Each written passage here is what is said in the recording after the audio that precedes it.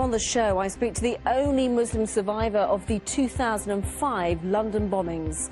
Sajda Mughal quit her career to fight radicalisation. She tells me what more needs to be done to stop young men turning to extremism. Welcome back. You're watching a 5 News Tonight special programme. Well, the Manchester bombing was the deadliest act of terror on British soil since the July the 7th attacks back in 2005. Then, 56 people were killed when 4 suicide bombers blew themselves up on London's transport network. One of them was on the Underground at King's Cross Station. Sajda Mughal was on that train. She survived, but the attack did change her life.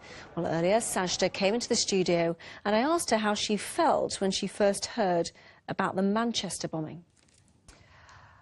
Well, I was watching the news live when it broke that there'd been an explosion in Manchester and there'd been a loud bang. And for me, it took me right back to 7/7.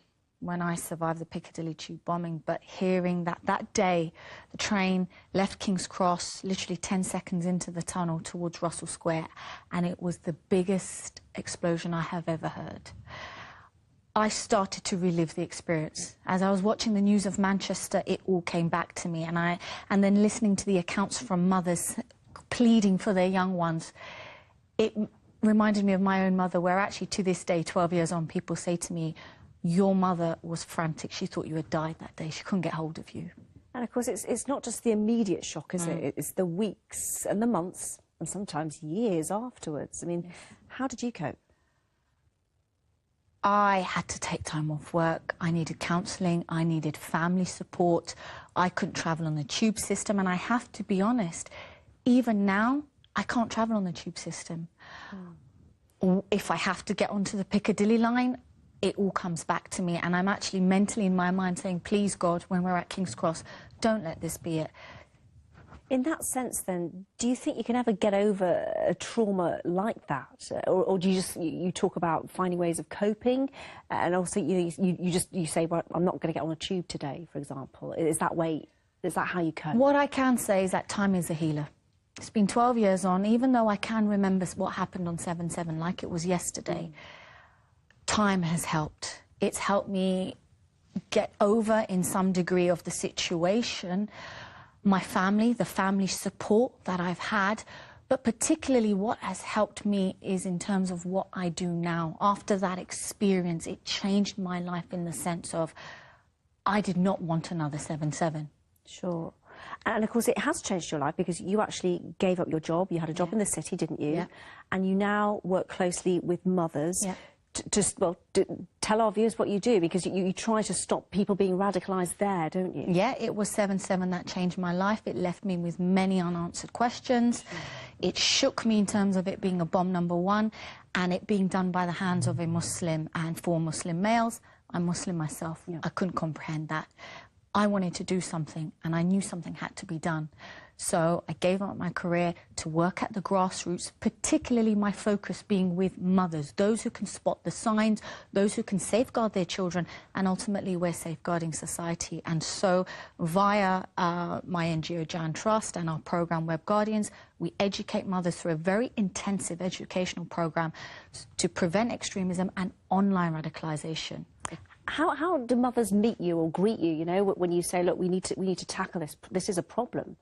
What's the response? Because it's finding the balance right, isn't it, presumably, here? Yes, it is. Mothers, we hear some mothers who are concerned already in terms of their children, and there are some mothers who are just very unaware with the situation and the internet. But when we engage with them, we build the relationships with them, they hear my human story. It also puts into the perspective, and also with Manchester just happening, that these are very indiscriminate attacks. We need to protect our society, and they need to be protecting and also safeguarding their own children. And through the programme, we've had mothers stop their children joining extremist groups. We've had mothers who've basically, some have gone out to basically bring their children back. So this work needs to continue. So in your mind, what do you think will help people or stop these young men, because it tends to be young men, from being radicalised in the first place? Okay, so first of all, we all need to, in terms of what's happened with Manchester, we all need to come together and stand together in solidarity, that we will not let this divide us. Because if we let Manchester divide us in any way, we will feed potentially right into the extremist narrative in terms of recruitment and brainwashing. So we need to stand up and say, we are together and we will not tolerate this again. We've also heard from Jeremy Corbyn today saying that foreign policy that increases the threat to the country. I'm just really interested to hear what you make of that all. Well, when you look at extremism, there are a range of factors that lead someone down this path, whether it's international events or whether it's to do with unemployment or whether it could be to do with Islamophobia. We need to take all these factors into consideration when particularly looking at extremism, but also we need to be listening to young people as well in terms of what could be causing any issues of marginalisation or isolation, and that revolves around grassroots approaches. I also just want to pick up on something you said earlier about coming together and how important that is. I mean, presumably that's hugely important, isn't it, even as a survivor? Oh, completely. And for Manchester, that's the real focus now. Oh, completely. I can tell you on 7/7, literally when the attack happened, we came together, and I'll tell you how. So in the carriage, there were passengers who were injured. There were passengers who were pregnant, and we literally, those around me, I went into a state of shock, and I froze. But the other passengers were making space on the floor, pulling out bottles of water. We were coming together instantly, and then when we were brought out and escorted out, those people were helping each other, gathering around. We stood together to say we're not going to tolerate another 7/7, and with Manchester that was a case. I mean, I read stories and I've seen stories on social media in terms of taxi drivers giving free lifts, people helping escort people safely to certain places, and we need to continue in terms of coming together, because we cannot let this divide us for it potentially to feed into the extremist narrative. Otherwise, we're just going to be in a catch-22 potentially. Really important words there. Thank you very much, Sajda Mughal. Thank you. Sajda Mughal speaking to me a little bit earlier on.